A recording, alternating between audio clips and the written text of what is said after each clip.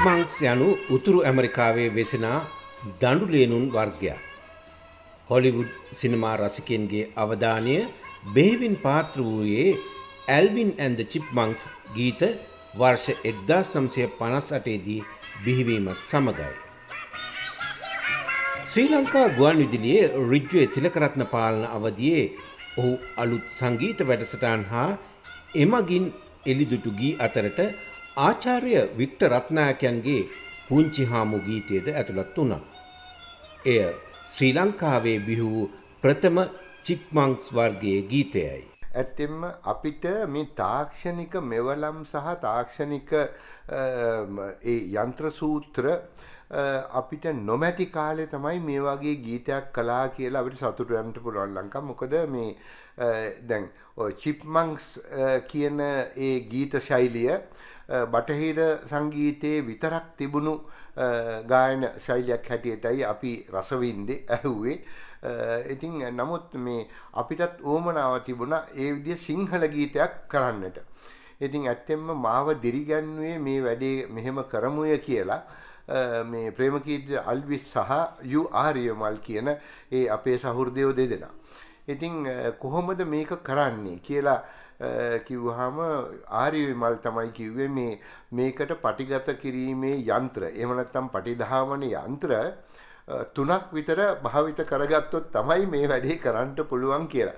ඉතින් ඇත්තෙන්ම ලංකා අද නම් මේ sound on sound recording කියන එක. ඒ කියන්නේ එහෙම නැත්නම් එක ශබ්දයක් මත තව ශබ්දයක් පටිගත කරන්නට මිශ්‍ර කරන්නට සම්මිශ්‍රණය කරන්නට පුළුවන් තත්වයේ අද ඊටාම පහසුයි. නමුත් එදා එහෙම අපිට තාක්ෂණික මෙවලම් තිබුණේ නැහැ. ඉතින් ඒක නිසා මේ චිප්මන්ක්ස් කියන ඒ ගායන නැත්තම් ඒ සංගීත ක්‍රමය ගීත ක්‍රමය අපි බොහොම අමාරුවෙන් තමයි ඒක කරේ. ඇතම් විට මේ පුංචි හාමු කොහෙද මේ උදයෙන් කියන මේ ගේපද රචනාව ප්‍රේමකීර්ති ලියලා දුන්නට පස්සේ මම මේකේ තනුව හදලා ඉතින් මට මේක බොහොම බොහොම වේගය අඩුවෙන් එහෙම නැත්නම් මේක බොහොම විලම්භව මට ඉස්සලා කියන්න සිද්ධ වුණා. ඊට පස්සේ ඒ විලම්භව කිව්වේ අත් වශයෙන්ම මේ 7.5 කියන මේ වේගයට නෙවෙයි අපි පටිගත කරන්නේ. අපි 3 and 3/4 කියන ඒ වේගයට තමයි මේ ගීතේ ගැයුවේ ඉස්සලා. ඊට පස්සේ ඒ ගායනය කරපු මේ ගීතේ ඒ ගායනයම ඊට පස්සේ මේ 7.5 කියන ස්පීඩ් එක නැත්නම් ඒ වේගයට වාදනය වෙනකොට මෙන්න මේ චිප්මන්ක්ස් කියන ඒ ගායන ශෛලිය අපිට ඇහෙනවා.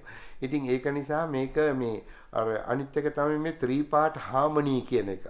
ඒකත් මේ බටහිර සංගීතයේ එන ක්‍රමවේදයක්. ඒ 3-part harmony කියන එක නැත්නම් ඒ තුන්වරක් ගායන මේ සංවාදනමය මේ ගායනය එක පටියකට ගන්නට ඉතින් ඇත්ත වශයෙන්ම එදා යු ආර්යමල් ගත්ත උත්සාහය පිළිබඳව මට අදත් පුදුමයි. මොකද එහෙම තාක්ෂණික පහසුකමක්වත් මෙවලමක්වත් අපිට නොතිබුණ කාලයකයි මෙවැනි ගීතයක් නිර්මාණය වුණේ.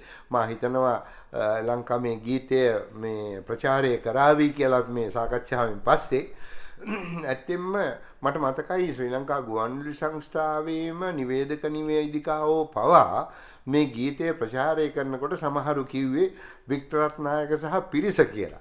ඒ කියන්නේ ඇත්තෙම පිරිසක් ගායනය කරලා නැහැ. මම තනියමයි මේ 3-part harmony එක කියලා තියෙන්නේ. ඉතින් ඒක නිසා ඒවා මතක් වෙනකොට ඇත්තෙම ලංකා අද සතුටු වෙන්න පුළුවන්. මොකද කිසිම තාක්ෂණික පහසුකමක් මෙවලමක් යන්ත්‍ර සූත්‍ර අපිට නොතිබුණු කාලෙක මෙවැනි නිර්මාණයක් කරන්න තරම් ඒ පෙළඹවීම මට ඇති කරේ යු ආර්යමල් සහ ප්‍රේමකීර්ති අල්විස් කියන ඒ කලාකරුවෝ දෙදෙනා.